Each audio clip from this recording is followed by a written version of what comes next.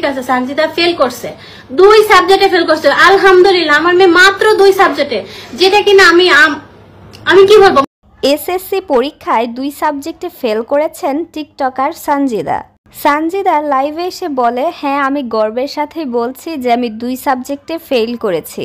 SSC result প্রকাশ হওয়ার পরই সানজিদার রেজাল্টটিও অনলাইনে পাবলিশ হয়ে যায়।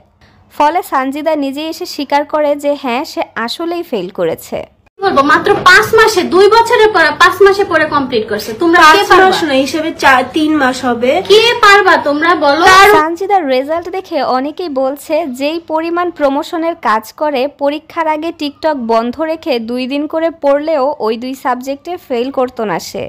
যদিও সানজিদা ফেল করায় সানজিদার মা তাকে কিছু না বলে বরং সাপোর্ট করায় অনেকেই অবাক হয়ে লিখছে, আচ্ছা তুমি যদি ফেল করতা তাহলে কার কার মা তোমাকে ঝাড়ু দিয়ে মারতে আসতো, তাহলে কার কার মা তোমাকে বকা না দিয়ে এভাবে সাপোর্ট করতে আসতো। সানজিদার ভিডিও শেয়ার করে অনেকেই লিখছেন, মেয়ে যেহেতু ইনকাম করে সেজন্য তার মা তাকে কিছুই বলছে না, এটাই হচ্ছে মূল কারণ।